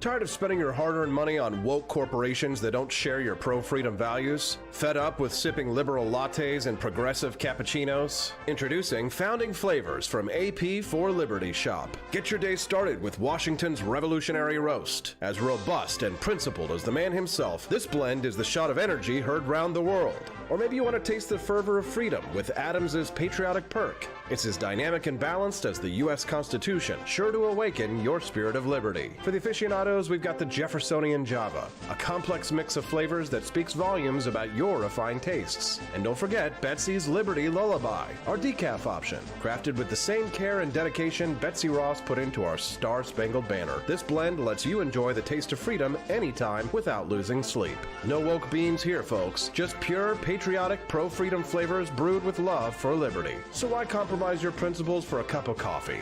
Stand up for your values, perk up your patriotism, and start your day the American way. Get your Founding Flavors at apforlibertyshop.com.